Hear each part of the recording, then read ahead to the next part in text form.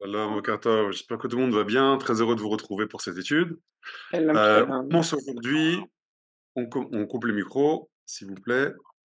Hop. Ok, on commence aujourd'hui, Bezrat Hashem, le livre de Vaïkra.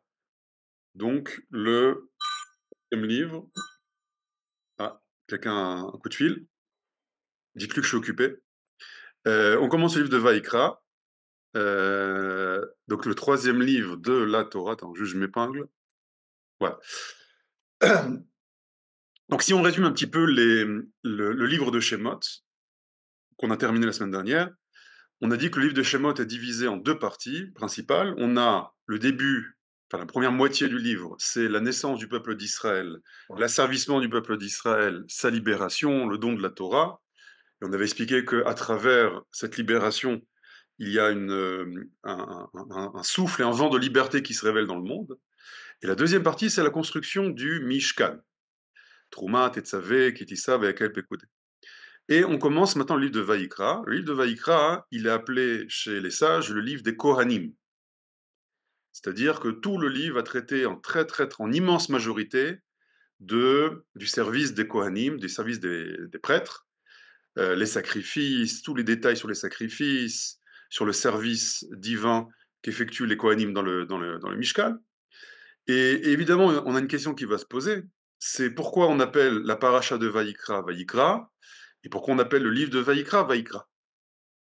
Je vous rappelle que le nom, le nom qu'on donne à une paracha, encore à plus forte raison à un livre, ça va être l'âme de la paracha et l'âme du livre. Donc, si ça avait été moi, j'aurais pu donner le nom de Sefer Vayikra, Kohanim. Sefer Kohanim, Torah Kohanim. D'ailleurs, il y a les sages appellent ça Torah Kohanim.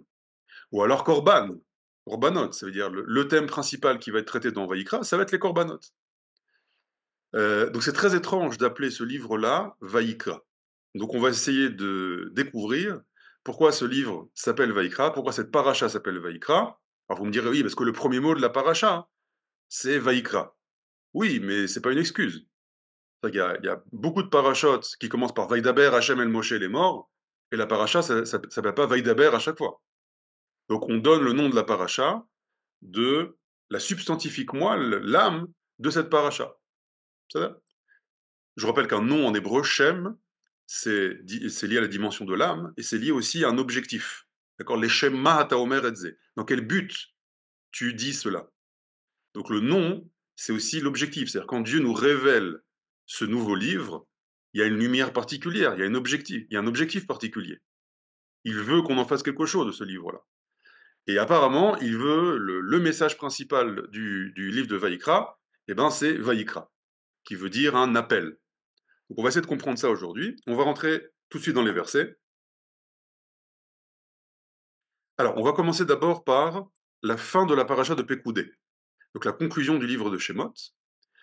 Et il y a marqué là-bas, je vais zoomer, Vaïchas He'anan. Donc on a le peuple d'Israël qui va construire le Mishkan, le tabernacle, et à la fin va se passer un événement incroyable, Vaïchas He'anan et Oel Moed. Il y a une nuée qui va descendre du ciel et qui va recouvrir le Ohel Moed. Le Ohel Moed, c'est pas la tente d'assignation, comme on traduit en français. Moed, on avait vu cette racine-là. Moed, c'est la rencontre. Donc c'est la tente de la rencontre. Le Mishkal, le Mishkan, il est appelé l'endroit de la rencontre. Entre qui et qui? Entre le Créateur et les créatures. C'est-à-dire quand vous rentrez dans le Mishkan, quand vous rentrez dans le Beth Amikdash, il y a une rencontre sans filtre, si j'ose dire, avec Dieu. D'ailleurs, en hébreu, vous avez ici le mot Va'ad. Ceux qui habitent en Israël, le Va'ad Baït. C'est quoi le Va'ad Baït? D'accord? C'est le côté, comment dire, la personne qui s'occupe des réunions de colocation, de colocataires ou de copropriétaires. D'accord? Donc, c'est la rencontre entre tous les propriétaires, une fois par an, on organise. Donc, le Va'ad, Moed, ça veut dire la rencontre. Donc il y a un nuage, une nuée qui se révèle et qui va recouvrir, qui descend du ciel, qui va recouvrir toute cette structure du Ohel Moed. Et le texte nous dit Urvod Hashem malé et Mishkan. Et le kavod d'Hachem va remplir le Mishkan. C'est quoi le kavod? Kavod, on traduit ça par l'honneur, d'accord? Donc une dimension honorable de Dieu. Chez les kabbalistes, ils vont expliquer que le kavod Hashem, c'est la shrina. Donc ça veut dire que la présence divine va s'habiller dans cette nuée qui elle-même va s'habiller dans la structure du Mishkan. Donc on a Dieu qui se révèle, qui va euh, révéler sa présence, d'accord, son kavod, dans le Mishkan. Velo yachol Moshe lavo el Ohel Moed, Moshe ne pouvait pas rentrer dans le Ohel Moed, qui shachan alav ve'anan, parce que réside sur le Ohel Moed cette nuée, urvod Hashem malet à Mishkan.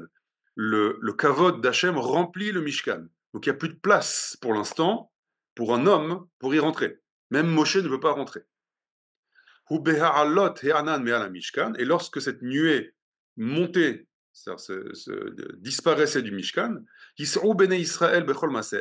c'était un signe pour les béné Israël de commencer à marcher dans le désert. Donc ça veut dire, et si cette nuée était sur le Mishkan, il savait qu'il devait s'arrêter. Donc cette nuée de Dieu se trouvait sur le Mishkan le jour, et la nuit il se transformait en feu, qui les éclairait. Aux yeux de la maison d'Israël, dans toute leur marche, toute leur pérégrination. Ça, c'est la fin de la paracha de Pekoudé. Bon. Et on arrive dans Vaïkra. Qu'est-ce qui se passe dans Vaïkra? Vaïkra El Moshe. Donc on va commencer d'abord le côté technique, l'hébreu biblique, et après on va essayer de voir un peu les difficultés du verset et un peu les trésors cachés de ce verset. Alors, Vaïkra El Moshe. Vaïkra, comme d'habitude, le vav conversif, qui transforme le futur en passé. Yud, en préfixe, c'est le futur, troisième personne du singulier, donc il. Et on a ici la racine Vaïkra, d'accord? Pouf, Resh, Aleph, qui veut dire appeler. Qui veut dire aussi autre chose, on va voir. Pour l'instant, on va traduire ça par appeler. Je vous rappelle que le vav conversif, c'est un élément qui est propre à l'hébreu biblique. Et on avait expliqué un peu le secret de ce vav conversif. On avait dit, mais attends, mais pourquoi tu prends un mot au futur et tu le transformes en passé? Pourquoi tu prends un mot au passé et tu le transformes en futur? Qu'est-ce que ça veut dire? Tu peux conjuguer directement au passé. D'accord? Donc au lieu de dire Vaïkra, on peut dire Vekara, Hukara. Il a appelé. Pourquoi tu as besoin de transformer le verbe? Et on avait expliqué à l'époque, donc ça je rappelle là parce que ça va être important pour notre compréhension, que en fait Yikra, cet appel, c'est un appel qui appartient à une dimension future. Vaïdaber, Yedaber, cette parole de Dieu, c'est une parole qui appartient à un monde futur, qui a priori n'est pas lié pour l'instant à notre monde. Que va faire Dieu? Je rappelle que Dieu est au-dessus de toute notion du temps, il a créé le temps. Il y a une sorte d'appel futur, d'appel qui aurait dû se révéler dans le futur, quand le monde sera amélioré, mais Dieu va prendre cette parole future, cet appel futur, et va la ramener dans le présent. C'est ça le vav conversif. C'est pas juste un truc technique, bon, le passé en futur, le futur en passé. Le vav conversif, c'est une sorte de voyage dans le temps. Le vav, c'est une connexion. Donc c'est Dieu qui va amener une parole, amener un appel qui normalement était destiné à une dimension future du monde, qu'on appelle le Olam Abba, c'est-à-dire le monde réparé, le monde qui est nettoyé de tout mal. Et cet appel ou cette parole, Dieu va la ramener dans notre réalité présente. Pourquoi? Ça, on va voir. Donc, Vaïkra El Moshe. Il a appelé vers Moshe. Je répète, il n'y a pas marqué qui a appelé, il y a marqué il a appelé vers Moshe. Donc évidemment, ici on parle d'Hachem, de Dieu, mais c'est très étrange. Déjà, c'est très étrange de commencer un livre par ça. Tu commences un livre, fais-moi une petite introduction, voilà, le Mishkan est construit, Dieu veut s'adresser maintenant à Moshe, fais-moi un petit verset d'introduction. Direct, tu me dis un truc, il a appelé Moshe. Attends, une seconde. De qui tu parles déjà? Bon, on comprend que c'est Dieu. Et pourquoi tu mets pas le sujet? Tu mets pas qui a appelé? Et tu rentres directement dans le vif du sujet, il a appelé Moshe, et surtout t'appelles la paracha du nom de cet appel, Vaïkra, et t'appelles le livre entier du nom de cet appel. Donc, apparemment, cet appel, il est super important. Mais on ne comprend pas très bien. Donc on a deux questions ici. Pourquoi tu ne me mets pas le nom de Dieu? Et pourquoi cet appel apparemment est si important que ça, jusqu'à ce que tu appelles le nom du livre entier Vaïkra? Bon, je vous fais remarquer ici qu'il y a un petit Aleph, d'accord? Normalement, Vaïkra, ça s'écrit comme ça, la racine Kouf, Resh, Aleph. Dans la Torah, il y a un petit Aleph. C'est-à-dire que quand Moshe a écrit la Torah, il a écrit avec un petit Aleph. Il y a plein d'explications à ça. D'accord, on essaiera de voir ça. Vaïdaber Hachem Elav. Vaïdaber, il a parlé, Hachem, Elav vers lui. Donc, il a appelé vers Moshe, il a appelé Moshe, virgule, Hachem a parlé vers lui. C'est très balagan, c'est pas du tout structuré. Mehoel Moed, Mehoel Moed les morts. Le même en préfixe, c'est en provenance de. En provenance de la tente de la rencontre, donc c'est le Mishkan, les morts en 10 ans. Bon, ce verset-là, il paraît un peu bizarre et anodin, il est très important parce que, encore une fois, c'est le nom du livre. Donc il faut qu'on comprenne c'est quoi ce Vaïkra ici. Donc c'est quoi la suite des versets? Ça va être la révélation de Dieu à Moshe des mitzvot, des commandements qui sont liés au korban. Le korban, qu'on traduit mal par un sacrifice, d'accord? Le korban, c'est l'inverse d'un sacrifice. Quand on dit en français sacrifice, c'est très mal traduit.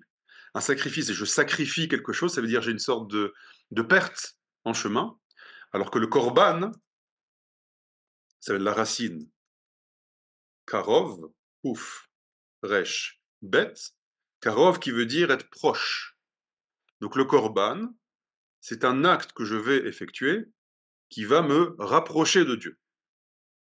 Alors, comment? Quel rapport? Je prends maintenant un animal, je prends un végétal, parce qu'il y avait des corbanotes de farine, je prends du minéral, tu pouvais apporter des corbanotes, il y avait de l'eau, et quel rapport? C'est-à-dire, pourquoi je sacrifie un animal maintenant, ou j'asperge l'autel, le misbéach d'eau, ou je donne de la farine, en quoi ça me rapproche de Dieu? Ça aussi, c'est pas très clair. Mais je reviens à mon Vaïkra. C'est quoi cet appel? De quoi on parle ici? Alors pour comprendre ça, il faut revenir un petit peu en arrière. On va revenir au mont Sinaï. Regardez ce qui se passe au mont Sinaï. Vaishkon kevod Hashem al har Sinaï. Lorsque Dieu s'apprête à se révéler au peuple d'Israël, à révéler sa parole au peuple d'Israël, il y a toute une préparation qui est faite. Le mont Sinaï va être un réceptacle à la présence de Dieu et à la parole de Dieu. Et regardez les expressions qui sont utilisées ici. Vaishkon. Vaishkon, ça ressemble à Mishkan. Ça vient de la racine shachen qui veut dire un voisin, une présence. Donc la présence divine va commencer à résider. Excusez-moi, Dieu a fait résider son kavod sur le mont Sinaï. Ah, ça me rappelle quelque chose, ça. Je reprends mon verset.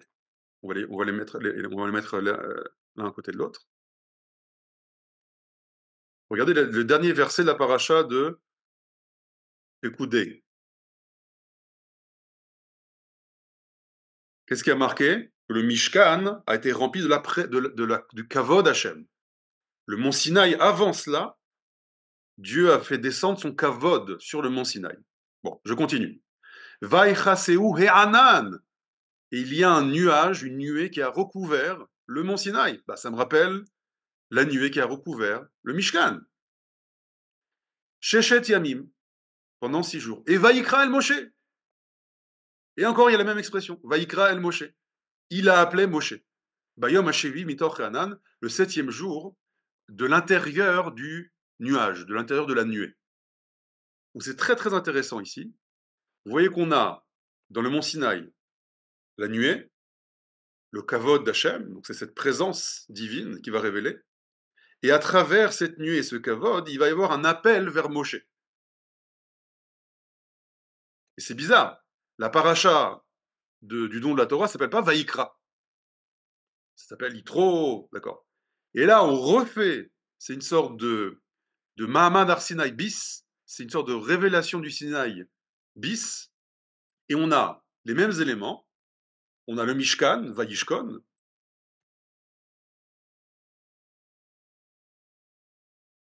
on a le Kovod Hashem, on a la nuée, et on a l'appel à Moshe. Et donc là, ça se répète. On a le Hanan, on a le Kvod Hashem, et juste après, on a Vaïkra el Moshe.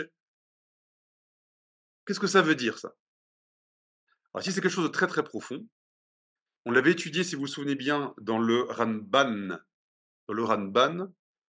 sur la paracha de Shemot. Le Ramban dit quelque chose d'extraordinaire. Il dit, comme je vois que les mêmes éléments se trouvent au mont Sinaï et dans le Mishkan, qu'est-ce que ça veut dire? D'ailleurs, j'ajoute que ces mêmes éléments vont se retrouver aussi au temple de Jérusalem. Quand le roi Salomon va construire le temple de Jérusalem, on va retrouver les mêmes expressions. On dit le Ramban, c'est quoi le Mishkan? Le Mishkan, c'est un mont Sinaï portatif. C'est quoi le temple de Jérusalem? Le temple de Jérusalem, c'est un Mishkan fixe. Donc en fait, la rencontre entre le créateur et la créature va se passer en 3 étapes. L'étape 1 au mont Sinaï, l'étape 2 au Mishkan, l'étape 3 sur le temple de Jérusalem. Il y a les mêmes éléments à chaque fois. Donc il y a une rencontre, Dieu a créé le monde et souhaite se révéler à ce monde, souhaite rencontrer ces créatures, souhaite dialoguer avec ces créatures. Mais pour ce faire, ça va se faire en 3 étapes. Maintenant, on va analyser les 2 premières étapes. Quelle est la différence entre le mont Sinaï et le Mishkan? Le mont Sinaï, c'est une montagne. Donc il y a plusieurs éléments. Un, c'est une montagne. Donc elle a été créée par qui, cette montagne? Par Dieu. Donc ça veut dire que lors de la première révélation de Dieu à l'humanité, à travers le peuple d'Israël, d'accord, je vous rappelle que la paracha du don de la Torah s'appelle Yitro, du nom d'un membre des nations. C'est vrai? Donc on avait expliqué là-bas que le don de la Torah, la révélation vers Israël, c'était pour que ça soit révélé aux nations du monde, le message universel de la Torah. Et donc le réceptacle de la révélation de Dieu, c'est un réceptacle créé de la main de Dieu. Deuxièmement, ce réceptacle, il est de forme ronde. D'accord? Une montagne, c'est pas carré. D'accord? Une montagne, c'est comme tous les éléments de la nature, d'accord? La droite n'existe pas dans la nature. D'accord? Les planètes sont rondes, les arbres sont cylindriques, d'accord? La nature c'est pas carré. Les droites et les carrés, c'est toujours la construction de l'homme. Donc, vous voyez où je veux en venir. Donc, on a le premier réceptacle de la révélation de Dieu, c'est un réceptacle que Dieu lui-même a créé. Le deuxième réceptacle va avoir une évolution. Ça va être le Mishkan, qui est créé de la main de l'homme, ordonné par Dieu. Mais ce sont les hommes maintenant qui vont créer le réceptacle pour recevoir la révélation de Dieu, ce nuage et ce kavod. D'ailleurs, petite parenthèse, avec quels éléments les Béné Israël ont construit le Mishkan? De l'or, de l'argent, etc. Ça venait de l'Égypte. Donc ça veut dire qu'il y avait dans l'or, l'argent, le cuivre, les bêtes de l'Égypte, les matériaux, je veux dire, chimiques, une capacité de révéler le divin. Mais comme l'Égypte, c'était une culture d'esclavage, elle était coupée de la racine, donc Israël devait récupérer ces éléments, les faire sortir, les délivrer, pour les utiliser, pour créer le réceptacle à la présence divine. C'est-à-dire, sans l'or de l'Égypte, on n'aurait pas pu créer le Mishkan, ni le temple d'ailleurs, parce que la Ménorah, l'Arche de l'Alliance, tout ça, c'est créé avec l'or d'Égypte. Donc c'est la participation des nations du monde à la création de ce réceptacle. Donc on a l'humanité à travers Israël qui va créer maintenant le réceptacle. La question qui se pose, c'est pourquoi? C'est pourquoi on ne se contente pas du mont Sinaï. Et après, j'en viendrai à l'appel. Hein. On a fait un cours dimanche sur l'unité des valeurs. Je vous invite à écouter en replay. Et là-bas, on a expliqué quelque chose. Je vois dans le chat. Il a fait Léo dans le chat. On a expliqué quelque chose. On a dit que lorsque Dieu va créer le monde, Bereshit bara Elohim et Shamaim veta haaretz, Shamaim, on avait expliqué, c'était un monde un monde de perfection. Un monde, c'est le monde des valeurs divines. Haaretz, ça va être l'endroit de la révélation de ces valeurs divines. Donc on a deux mondes, un monde qui s'appelle Shamaim, un monde céleste, dans lequel se révèlent de manière claire les valeurs divines et de manière harmonieuse. Et on a un monde terrestre qui s'appelle Haaretz. Et ce monde va être un réceptacle aux valeurs divines. Haaretz, c'est un peu comme un Mishkan géant. Notre terre doit être une sorte de Mishkan géant qui doit révéler les valeurs divines. Maintenant, on a vu qu'il y a deux valeurs divines principales. On a le chesed et on a le din. C'est quoi le chesed? Le chesed, c'est un cadeau gratuit. Ça veut dire, l'acte même de la création, c'est un cadeau gratuit qu'a fait Dieu à toute la création et nous a fait à nous. C'est-à-dire, quand on a reçu notre vie, on n'a pas fait des efforts, on n'a pas mérité ça. C'est un cadeau gratuit. Ça s'appelle l'attribut divin du chesed. Tout ce que je dis maintenant, je le fais en quelques minutes. Je vous invite à écouter le cours, le replay en 1 heure. J'ai développé tout ça en profondeur. D'accord? Là, je fais vraiment condensé pour lier ça au Mishkan. Ça, c'est le chesed. Il y a un autre attribut divin qui s'appelle le din, ou dans la Torah, le tzedek. Quelque chose de juste, la justice. Dieu a dit, si j'offre la vie à l'humanité et que l'humanité ne fait que recevoir et ne va pas agir pour mériter son existence, ça va transformer l'humanité en pourri gâté, en égoïste. Donc si Dieu n'avait activé que son attribut de chesed, de cadeau gratuit, ça aurait donné des enfants gâtés. Dieu va activer un deuxième attribut qui est le din, le tzedek. Et ce din maintenant c'est une exigence, une réclamation à l'homme d'acquérir le mérite de son existence. Qu'est-ce que ça veut dire? Je t'ai donné la vie. Pourquoi je te donne la vie? Parce que je veux que tu accomplisses quelque chose. Prouve-moi maintenant, Nathaniel, que ça valait la peine de te créer.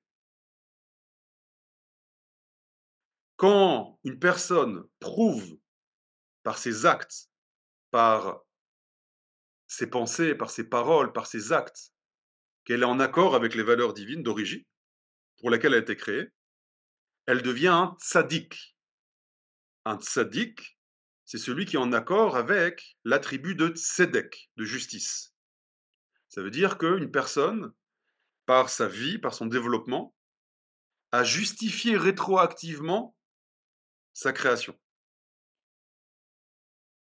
Ça veut dire qu'il peut se trouver face à l'attribut de justice de Dieu. Il dit voilà, Dieu, tu vois, ça valait la peine de me créer. Tu as vu comment je suis maintenant? Je suis un tzaddik. Je suis un juste. Je suis aligné avec ta pensée première. Quand tu m'as créé pour une raison. Alors, ma création, c'est un cadeau. Toda Rabba. Mais maintenant, tu as vu? J'ai fait des efforts pour que rétroactivement, cette création soit justifiée. Ça s'appelle le din.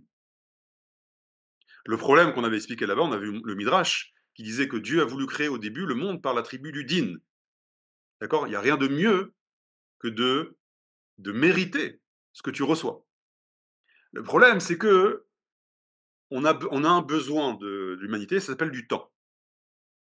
Et donc Dieu, c'est-à-dire je peux pas maintenant naître directement et être tzaddik directement, c'est pas possible. On doit me donner du temps pour me développer. Ce temps s'appelle un troisième attribut, ça s'appelle la rachamim. La rachamim, c'est pas la miséricorde. D'accord, donc on a dit le chesed, on a dit le tzedek ou le din, et on a la rachamim. Le chesed, c'est le cadeau gratuit. Le tzedek, c'est l'attribut divin qui te demande de justifier maintenant ton existence.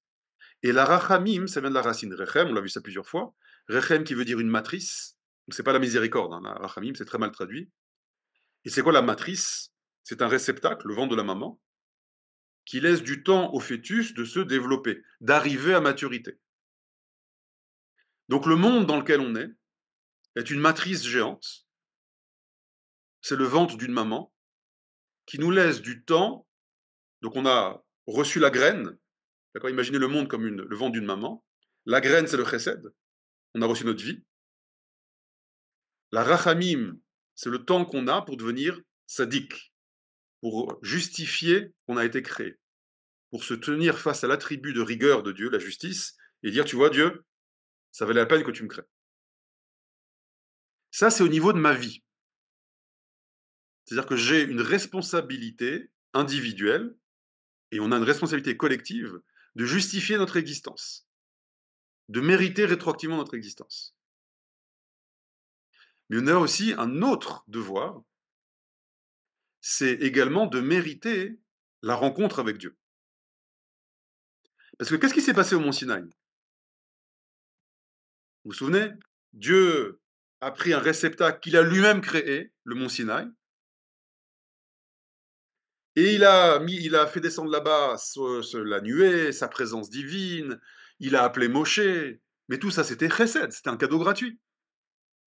C'est qu'il n'y a aucun mérite des béné Israël. Alors il y a eu ces fameux 50 jours, d'accord? On dit que les béné Israël avaient atteint 49 degrés d'impureté, ils étaient idolâtres comme les Égyptiens.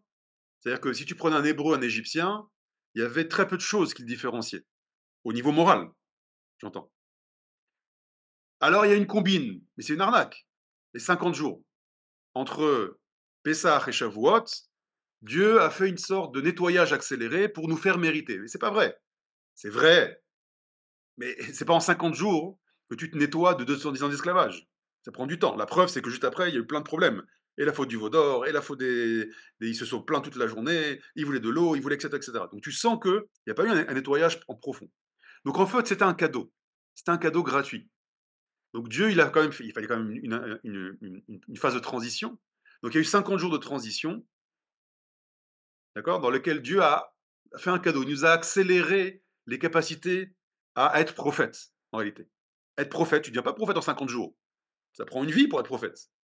Donc il a pris un peuple entier, et il l'a rendu prophète en 50 jours. Donc c'est un chesed, c'est un cadeau. On n'était pas méritant. Dieu va dire maintenant que vous avez reçu la révélation en cadeau, vous devez maintenant justifier, mériter la révélation. Qu'est-ce que vous allez faire? De la même manière que pour justifier ma vie, je dois me construire intérieurement, d'accord? Je dois améliorer mes traits de caractère, je dois tout ce qui est, on appelle dans le monde moderne, le développement personnel, d'accord? C'est-à-dire je dois répondre à des exigences de moralité, donc c'est une construction intérieure qui est très difficile. Et bien Dieu va dire, eh ben, vous devez maintenant construire le réceptacle à ma présence. Ça s'appelle le Mishkan. Donc le Mishkan, c'est le réceptacle que les Béné Israël vont créer pour eux et pour l'humanité. N'oublie pas qu'il y a un verset des prophètes qui dit « Ma maison sera la maison de la prière des nations ». Ce sera le temple de Jérusalem. Ce sera encore une évolution de ce réceptacle. Pour l'instant, c'est un réceptacle qui est petit, le Mishkan est assez petit, et qui est nomade. Il n'y a pas encore de fixation. Donc c'est pour ça que pour l'instant, ça ne peut pas encore refléter la dimension universelle du réceptacle. Le temple de Jérusalem, oui. Mais ça, on y viendra après. Et donc, c'est quoi le Mishkan? Le Mishkan, c'est les béné Israël qui vont maintenant demander à répondre à l'exigence de la Midat ad-Din, c'est-à-dire de mériter maintenant la révélation.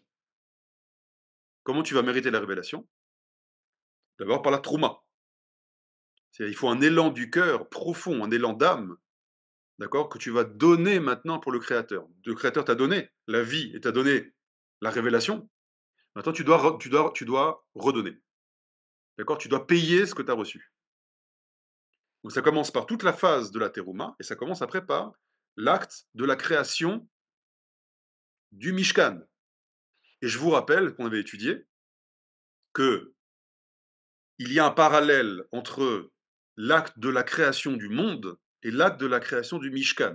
Vous vous souvenez, on avait vu Vayhi Bayom Hashemini, dans la Megillah, il y a marqué euh, il y a eu une joie pour Dieu lors de l'inauguration du Mishkan, comme la joie qu'il avait eue lors de la création du monde. Donc les sages mettent en reflet la création du Mishkan, la création du monde. Deuxième source, vous vous souvenez que l'architecte en chef du Mishkan s'appelle Betzalel, et je vous avais expliqué que les sages disent qu'il savait combiner les... Pourquoi il a été sélectionné comme architecte, le grand architecte?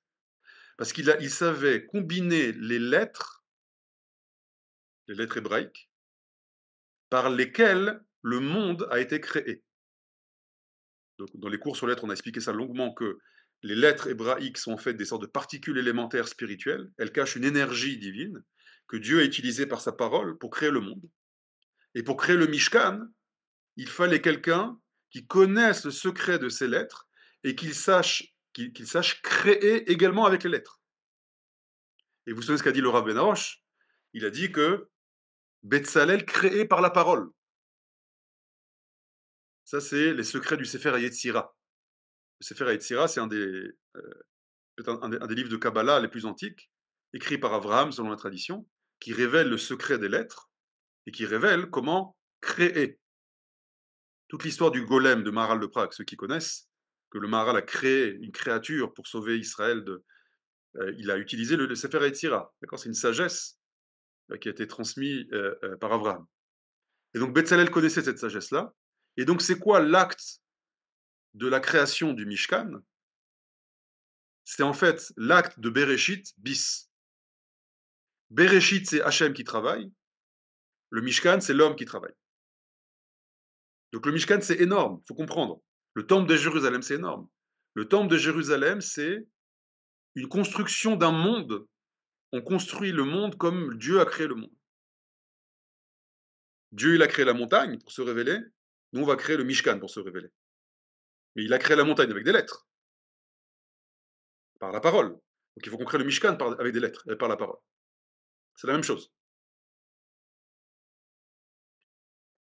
Top. Je fais une petite pause pour s'il y a question.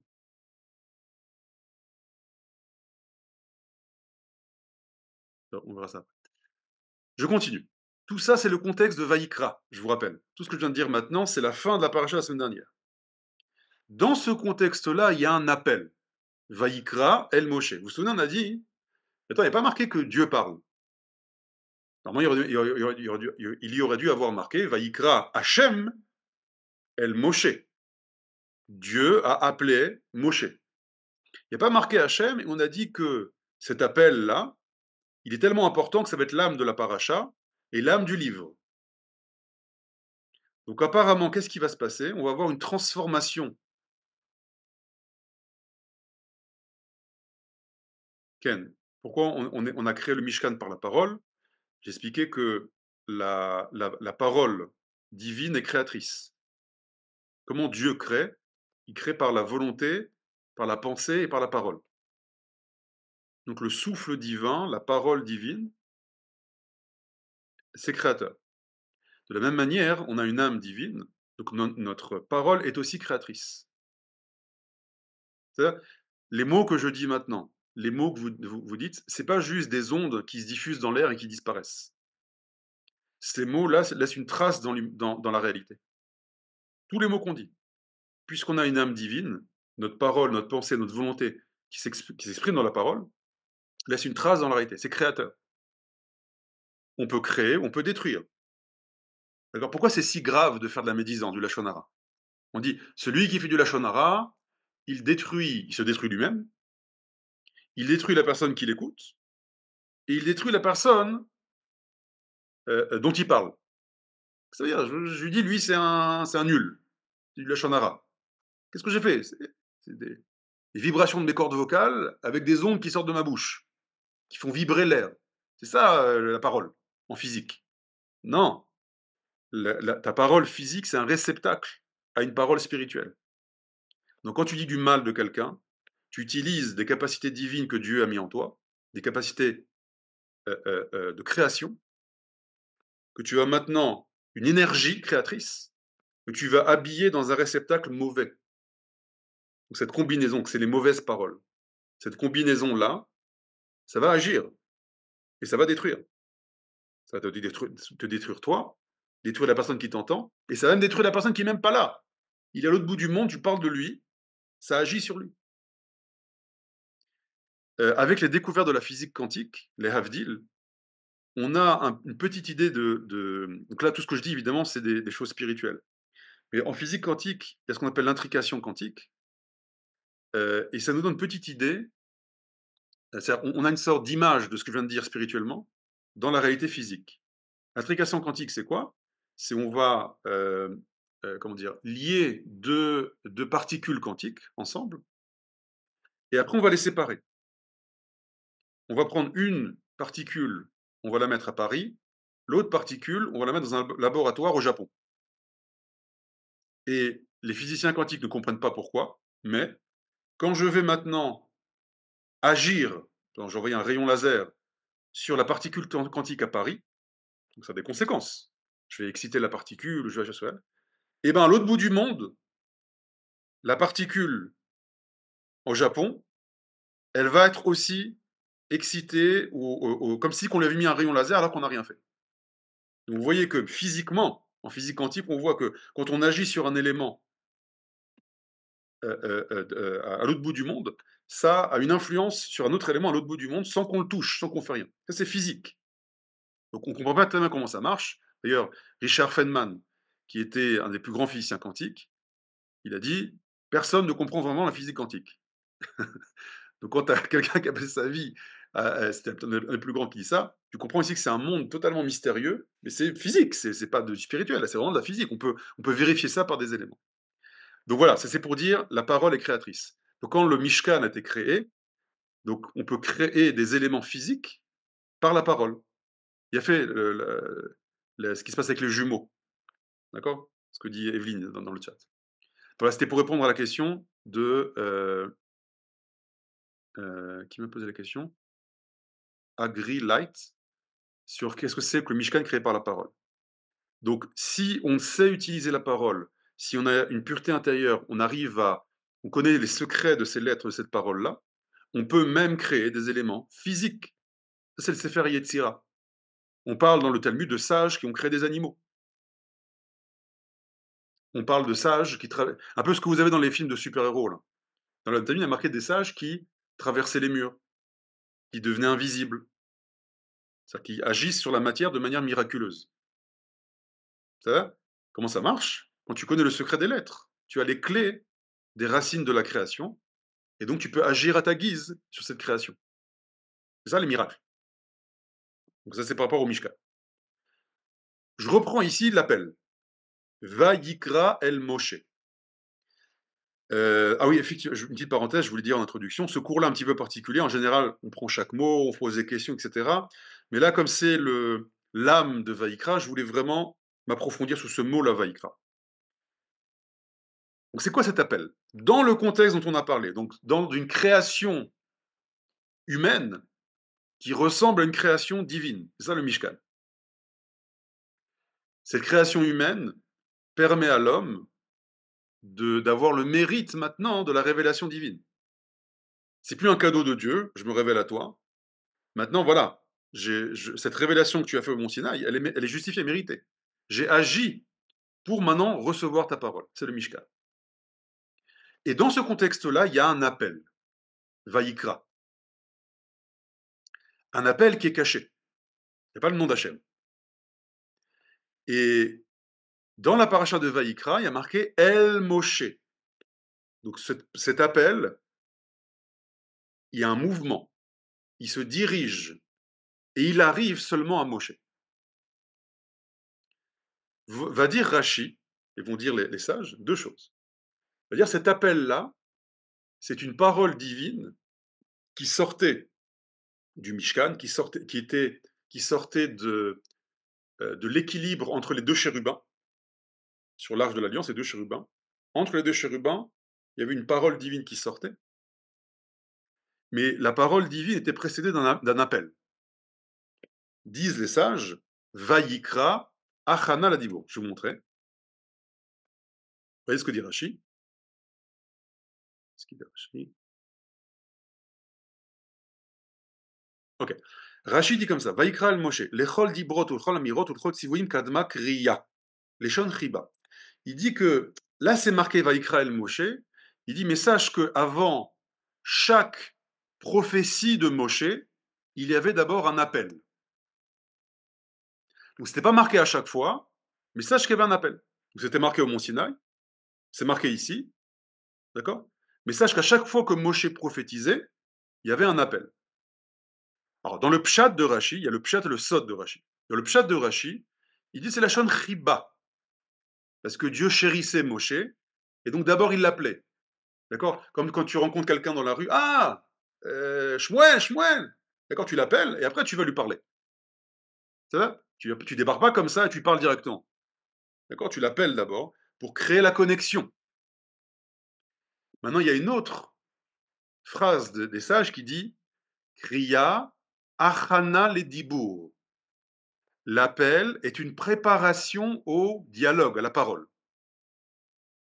Traduction, cet appel dont on parle est une préparation au dialogue avec Dieu.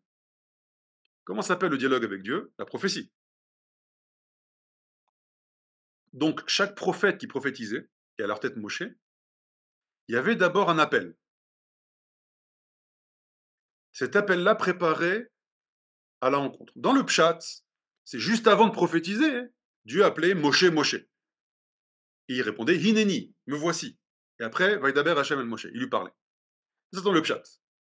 Dans le sod, cet appel, qui pour l'instant est capté seulement par Moshe, en fait, c'est un appel que Dieu diffuse à l'humanité entière. Pourquoi c'est caché? Parce que pas tout le monde ne peut le mériter. Pour l'instant, on a un homme qui va être un peu le modèle de perfection de l'humanité, qui s'appelle Moshe, qui a écouté cet appel. Comme ça disent les sages dans le Midrash, ils disent que Dieu a envoyé cet appel à l'humanité entière, et il y a seulement Moshe qui a capté ça, qui a entendu. C'est-à-dire que Moshe qui avait préparé son Mishkan intérieur, ce qu'on appelle la capacité prophétique, pour capter l'appel. Donc c'est quoi cet appel-là? C'est un appel en fait qu'on a en chacun d'entre nous. C'est pour ça que le livre s'appelle L'appel. C'est-à-dire qu'après qu'il y a eu la présence divine sur Terre, maintenant il y a une transformation dans l'humanité. Avant Vaïkra, les êtres qui pouvaient être prophètes, c'était des êtres. Il y avait Adam, il y avait Noach, il y avait Ever, il y avait Abraham, Yitzhak, Yaakov. D'accord? C'était des êtres très particuliers, un peu des Yichidei Sgula, une sorte d'élite de l'humanité, qui, par un travail incroyable, va réussir à créer ce réceptacle pour capter la parole divine. Et je vous rappelle que le contenu le contenu des prophéties de tous les prophètes jusqu'à Moshe, c'est toujours un dialogue intime entre le prophète et Dieu. Jamais Hachem a dit à un prophète, avant Moshe, Je t'envoie parler à Pharaon, je t'envoie parler au Béné Israël, je t'envoie parler à l'humanité. Jamais. C'est toujours un dialogue intime. À partir de Moshe et du Mishkan, il va se passer quelque chose de nouveau. Il y a un appel qui va se diffuser dans le monde et l'humanité entière va pouvoir écouter cet appel si elle, comment dire, si elle crée cette ouverture intérieure. Donc pourquoi le livre de Vaïkra s'appelle Vaïkra? Parce que l'âme de ce livre-là, c'est que maintenant il y a quelque chose de nouveau qui se révèle dans le monde, c'est l'appel de Dieu. Après que Dieu ait fait résider sa présence sur terre, il veut maintenant des prophètes. Il veut pouvoir dialoguer. Il veut pouvoir rencontrer ses créatures. Donc il les appelle. Venez au Mishkan, venez au Beth Amikdash. Et quand vous venez, qu'est-ce que vous apportez? Un korban. C'est quoi le korban? On prend tous les éléments de la création, minéral, végétal, animal et humain, et on les connecte à Dieu. Minéral, végétal, animal, ça passe par une offrande ou un sacrifice. Et l'homme, le problème, c'est qu'il est composé de deux choses. On a un corps qui ressemble à un animal, et on a un esprit et une volonté qui est divin. Donc si maintenant je veux me connecter à ma source, je veux revenir à ma source, on aurait dû faire un sacrifice humain pour offrir ça à Dieu. Un peu comme Midat Hadin. J'offre, tu m'as donné ma vie, j'offre ma vie. Un peu comme Yitzhak. Yitzhak était le tzaddik de Midat Hadin. Pour lui, ce n'était pas une épreuve, la Hakadat Yitzhak. Quand son père lui dit, je vais te sacrifier à Dieu, il dit, ah bah très bien, super, c'est parfait. Dieu m'a donné ma vie. C'est quoi le prix de ma vie? C'est ma vie. Donc on y va. Et quand il se fait attacher, il dit à son père, papa, attache-moi bien les mains. Il avait 37 ans, hein. C'était pas un petit gamin comme dans les histoires. 37 ans. Parce que j'ai peur que quand je vois le couteau, je tourne la tête et que le sacrifice, le corban ne se fasse pas bien. Et ça, il traque. Mais Dieu ne veut pas ça.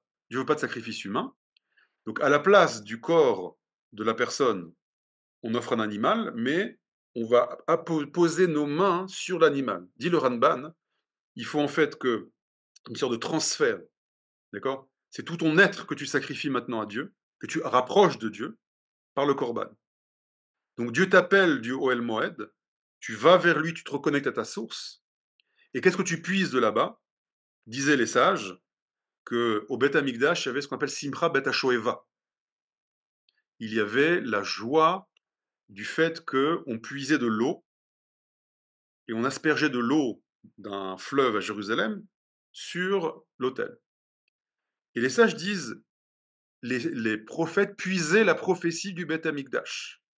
C'est quand tu réponds à cet appel intérieur, tu peux capter cette grande lumière et révéler tes capacités. Pour conclure, après je vous laisse la parole, pourquoi on appelle Vaïkra Vaïkra? Pourquoi c'est si important?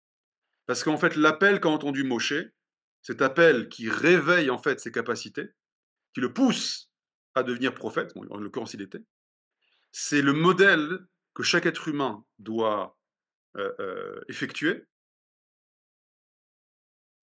pour, euh, pour pouvoir entendre cet appel. Alors pourquoi le petit Aleph dans Vaïkra? On me pose la question. Parce que pour pouvoir, c'est la condition pour pouvoir entendre cet appel-là. La condition, c'est l'humilité. D'accord? Les sages disent que Moshe, il voulait pas écrire Vaïkra. D'accord? C'était gênant pour lui. Comme c'était quelqu'un de très humble. D'accord? C'est le seul être sur terre que Dieu appelle. Ça le gênait. Donc il a diminué le Aleph. D'accord? C'est une, un signe d'humilité. Donc ça nous enseigne que pour acquérir, pour écouter cet appel, le premier trait de caractère à développer, à travailler, c'est l'humilité. Et le premier trait de caractère à nettoyer, c'est l'orgueil. L'orgueil est la racine de tous les maux, M-A-U-X, de tous les défauts. Donc, je m'arrête là et on passe aux questions. Alors, dans le chat, Petit Aleph, on a répondu. Ok, top. Pas de questions. Alors, Rebecca, allez-y. Rivka. Rivka Hazan? Alors moi, depuis moi, j'ai un problème. J'ai pas entendu. En Répétez. pas J'ai pas entendu le début. Depuis la dernière fois, j'ai un problème. Je ne sens pas que c'est un cadeau, car pourquoi mériter ce que je n'ai pas demandé? À moins que vous ne sachiez que la demande a été f enfin, je ne sais en tout cas, moi, j'ai un problème à ce niveau-là. Très bonne question. Vous Ouais. l'avez demandé. Ouais. Vous l'avez Comment? demandé. Alors, il y a marqué dans le Pirkei Avot, il y a marqué: «Contre ton gré, ata notsar». Je traduis pas c'est quoi Yetzira pour l'instant. Yetzira, c'est création, mais a priori ça va dans votre sens. Ouais. Contre ton gré, tu as été créé. Contre ton gré, tu es né. Contre tu es né. Contre ton gré, tu vis. Et contre ton gré, tu meurs. Et contre ton gré, tu vas, on va te demander des comptes. Eh ben oui, c'est, OK. C'est vraiment la moi Mishnah qui dit ça. Il a fait. Mais il y a un problème dans la Mishnah, si vous avez remarqué. C'est-à-dire si mmh, contre mon gré, j'ai été créé, contre mon gré, on m'a fait naître, et contre mon gré, je vis, c'est-à-dire c'est dégueulasse. J'ai pas demandé à jouer le jeu, on me rentre dans un misrak, dans un jeu, j'ai rien demandé, et après on me demande de payer le prix si je respecte pas les règles.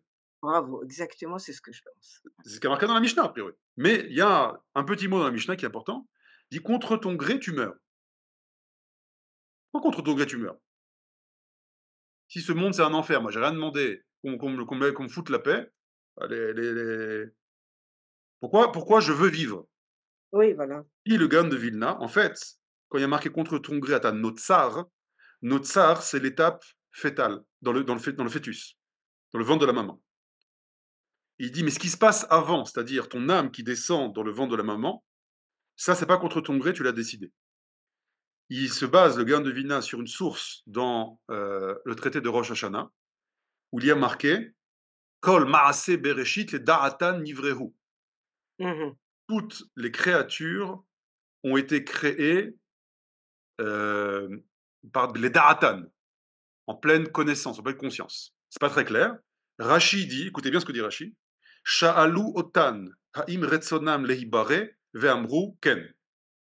On leur a posé la question, est-ce que vous voulez être créé? Et ils ont répondu oui. et Évidemment, on c'est très complexe. Une et seconde, on ne va Rebecca. pas Une être seconde, une surtout seconde, une seconde, une seconde, une seconde. Laissez-moi juste terminer. Je précisais ici que, évidemment, c'est très complexe. On part dans les dialogues mmh, entre l'âme et Dieu. Donc, il faut s'approfondir sur ça. Donc, sans rentrer dans la profondeur, on voit ici qu'en fait, il y a une partie des êtres humains qui sont présents, qui ont décidé d'être créés, et une partie qui sont restés en haut. Pas tout le monde ne décide d'être créé. Je prends une petite mmh. précision que disent les kabbalistes. Ils disent que, qu'est-ce que ça veut dire? On te donne le choix d'être créé. On te donne le choix de tout. On te montre, voilà, tu décides dans quel pays tu vas naître, avec quelle capacité, qui vont être tes parents, qui vont être tes frères et sœurs, quelle va être ton éducation. C'est-à-dire la coquille dans laquelle tu vas grandir, les conditions de départ, on te présente plusieurs projets et tu décides ce projet-là. Donc le projet que tu as choisi, le projet que tu vis, c'est un projet que tu as choisi. Et évidemment, là, il y a plein de questions. Les gens qui vivent des vies de souffrance, des difficultés, etc., évidemment, il y a des grandes questions métaphysiques ici qu'il faut traiter, mais ce n'est pas notre sujet. Mais juste pour vous dire que il y a des réponses évidemment à ça, d'accord? C'est la Torah des Gilgulim, des réincarnations, d'accord? C'est une Torah très profonde. Donc évidemment, il y a des raisons à tout ça, mais sachez que c'était un choix d'abord. Donc ce choix-là, je l'ai accepté et donc je dois assumer derrière. C'est-à-dire, j'ai décidé et donc je dois assumer derrière, ou je dois mériter. C'est d'ailleurs, Rivka? Oui, donc c'est un mystère en réalité. C'est pas un mystère, c'est pas caché, je vous ai révélé. Non, mais je veux dire, Oui, non, les profondeurs de ce dialogue, c'est pas que c'est un mystère, c'est que c'est profond. Il faut rentrer dans la Kabbalah, dans le dialogue entre l'âme et Dieu, et cetera. c'est ça, D'accord? c'est très Il faut intéressant. D'accord, OK. j'ai compris. Merci Allez, beaucoup. Vakasha. Allez-y, Evelyne. Oui, bonjour. Je voulais poser la question par rapport aux enfants handicapés et leur choix inconscient, parce que c'est un choix inconscient quand on vient sur la Terre qui devient après conscient en vivant. Euh, pour les enfants handicapés, est-ce qu'il y a une part qui veut venir et le nefesh qui n'arrive pas à vraiment à se réaliser? Ken, Heu, c'est la alors question que je tout me ça, posais, hein, tout ça, les enfants handicapés, les enfants battus, les morts-nés, les enfants malades, les et cetera, et cetera. C'est-à-dire tout, et cetera. Comment tu peux dire que? Évidemment, je sais que c'est des sujets très sensibles, c'est pour ça que j'ai précisé que toutes les personnes qui naissent dans des structures ou dans des corps et des difficultés, évidemment, ça demande une étude entière pour comprendre les profondeurs de cela. Donc, on ne va pas rentrer dans ça maintenant en 2 minutes. Vous comprenez bien, c'est un thème qui est bien très très sûr. profond, très long. Mais effectivement, c'est une question qu'on pose à chaque fois, totalement justifiée. D'accord. Il faut, dès qu'on a dit ça, alors il faut expliquer la justification de tout ce que vous dites, les enfants handicapés, les morts-nés, les maladies, chas v'sholom, les enfants qui naissent avec des parents pourris, qui les battent, qui les mettent, etc. Ouais, il a choisi d'un parent pour se faire massacrer, comment c'est possible, etc. Donc ça soulève de grandes questions métaphysiques. Ok. Il y a des réponses, mais il faut, voilà, c'est tout un cours. Ça va. Juste une deuxième question Oui, allez-y. rapide par rapport au corban. Est-ce que par exemple, les enfants qui meurent, nos enfants qui meurent à la guerre, ou des enfants ou des êtres humains qui subissent des violences gratuites, n'est-ce pas aussi des corbanes? Euh, le korban, c'est un korban d'une personne vivante. Ça veut dire que il n'y a pas d'idéal de la mort dans le judaïsme, au contraire. La mort va disparaître. Une des prophéties, c'est que un des objectifs de la Torah, c'est de détruire la mort. Mmh. Maintenant, si la mort apparaît a posteriori par des drames, vous parlez des soldats qui tombent, etc. Donc, et surtout dans des conditions de kiddush Hashem, c'est-à-dire mourir, par exemple, vous parlez des soldats pour protéger le, le, le, le, pour Hachem, en l'occurrence, le peuple d'Israël, la terre d'Israël, en fait l'humanité entière. Il y a beaucoup de membres des nations qui comprennent que la guerre qui se passe à Gaza, c'est pas juste une guerre technique locale, c'est une guerre contre les forces du mal, de l'humanité. D'accord. Oui. Donc c'est une guerre pour l'humanité en réalité. Oui, effectivement, ça a une dimension de Corban, mais qui est a posteriori. Évidemment, c'est pas ce qu'on veut a priori. Et après que c'est arrivé, c'est une dimension de Corban et c'est une dimension très très élevée. Ça veut dire il y a des réparations qui sont faites très élevées, mais toutes ces réparations, évidemment, on veut les faire dans la vie et pas dans la mort. OK, merci. Ouais, avec plaisir. Thierry, allez-y. Oui, vous avez cité tout à l'heure la prophétie d'Ésaïe, comme quoi ma maison sera appelée une maison de prière pour tous les peuples.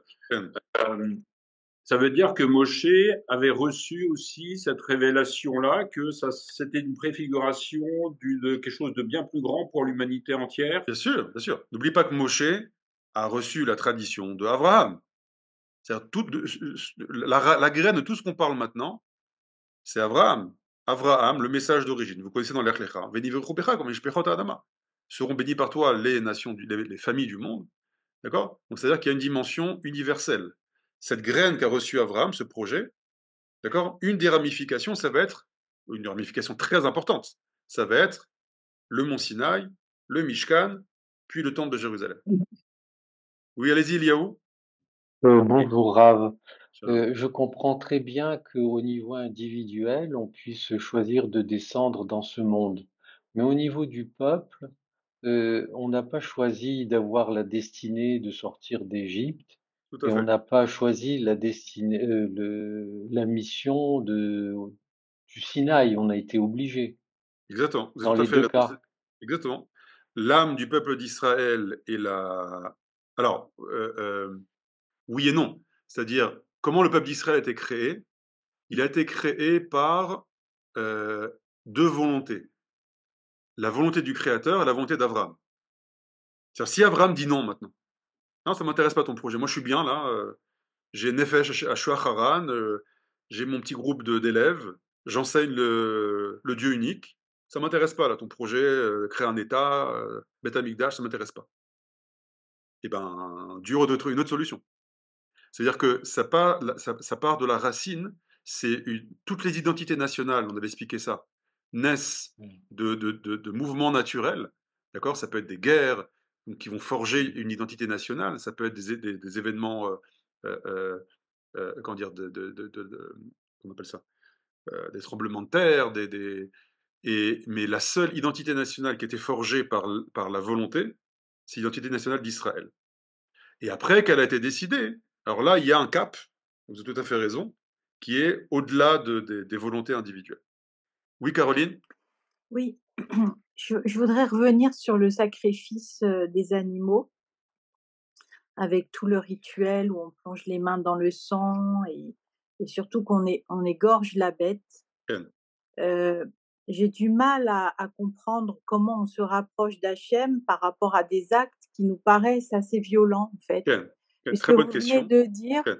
qu'on doit la vie, c'est très important pour nous et finalement, on donne la mort à cette bête d'une manière un peu spectaculaire et comment est-ce que finalement cette symbolique de tuer, nous rapproche d'Hachem? Très très bonne question.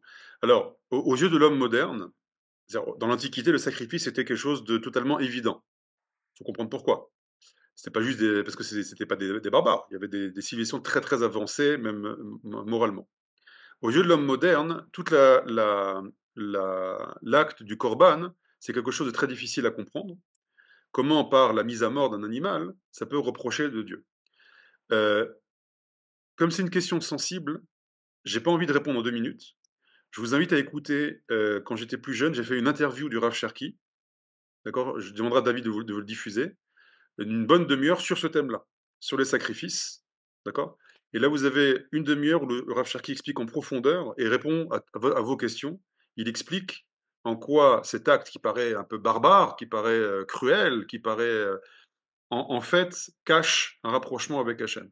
Et comment cet animal qui est sélectionné, d'accord, c'est pas cruel pour lui, bien que apparemment ça paraisse cruel. Donc, je vous invite, je demanderai à David de vous envoyer le lien. C'est, je crois, 20 minutes, une demi-heure. Et là-bas, il s'approfondit, parce que j'ai pas envie de répondre à un sujet sensible comme ça en 1 minute. Je préfère que les personnes écoutent le développement du Rav Cherki. Ça va? Merci. Avec plaisir. Youssef, allez-y. Oui, bonjour. Est-ce que pour le petit Aleph, on peut penser aussi, c'est un appel de Dieu en disant que je suis un peu caché comme Aleph, il présente le Hachem. Exactement, bien sûr, bien sûr. Le Aleph, ça représente ici la sphère d'Achorma. Donc c'est l'impulsion, la graine première. Tout à fait raison. Que cet appel, il est caché. Ça veut dire, il faut mériter cet appel. Voilà, exact. Il n'est pas visible. Oui, merci. Jonathan, allez-y. Jonathan Clars. Ken. Oui, shalom, Rav. Merci Shalom. beaucoup pour votre cours. Je voulais juste vous poser une question pour revenir sur la notion que vous aviez citée tout à l'heure, comme si on avait une dette envers Hachem, c'est-à-dire qu'on a sa vie et il faut justifier son existence et lui donner du sens.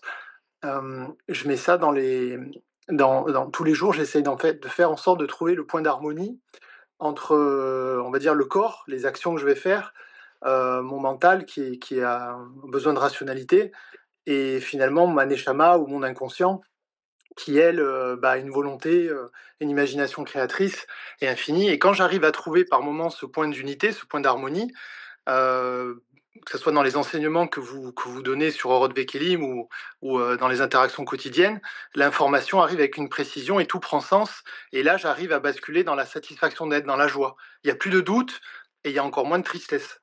Et c'est pour ça que je voulais juste faire une petite contribution par rapport à cette phrase que vous avez dit au début qui m'a vraiment marqué, en fait. Sur cette Ce que vous décrivez ici, c'est exactement le cheminement pour atteindre la prophétie. C'est-à-dire, vous créez ce réceptacle d'harmonie intérieure. D'ailleurs, une des conditions de la prophétie, il y a marqué, c'est la simcha. C'est la joie, justement. Donc, cette joie que vous ressentez, c'est le début du parcours, ou même, je ne sais pas à quel point vous êtes avancé dans ça. D'accord? Mais après, il y a tout un processus pour atteindre ce degré prophétique, d'accord, dans les textes. Mais ça passe d'abord par un nettoyage du mal intérieur, une connexion à la moralité divine, et créer cette harmonie intérieure que vous décrivez. C'est exactement ça, Jonathan. Voilà, Kavod. Merci beaucoup. D'accord. Tov. Claude Claire, alors on a une question de Claude Claire, allez-y.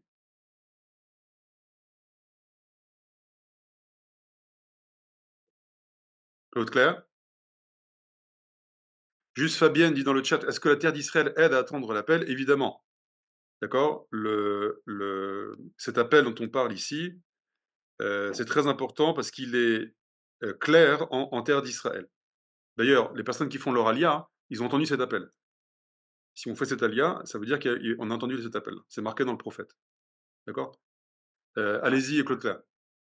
Oui, voilà, vous avez dit, si je ne me trompe, qu'à partir du Mishkan, en fait, il y a eu la présence divine qui devenait potentiellement accessible à l'être humain.